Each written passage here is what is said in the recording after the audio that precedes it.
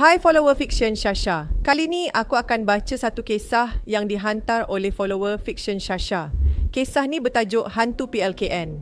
Assalamualaikum semua. Nama aku Melissa.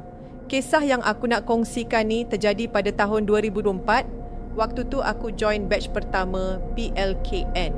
Aku ditempatkan di UiTM Dunggun. Bagi korang yang tahu atau pernah pergi sana, mesti korang dapat bayangkan macam mana keadaan asrama-asrama kat situ kan?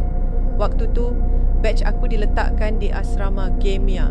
Kedudukan asrama ni memang paling hujung dan paling dekat dengan hutan.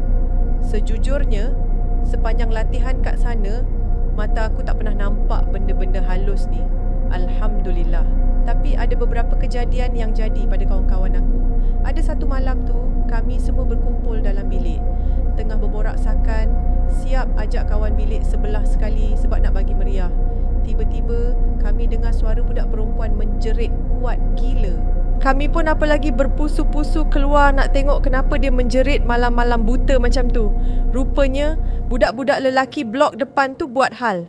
Dorang pergi sarung alas tilam, cadar, warna putih, menyamar jadi pocong untuk takutkan orang.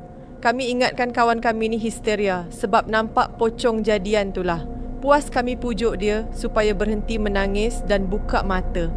Dia punya takut tu sampai tak berani langsung nak buka mata. Lama juga kami ambil masa nak tenangkan dia. Akhirnya bila dia dah okey sikit, barulah dia buka cerita.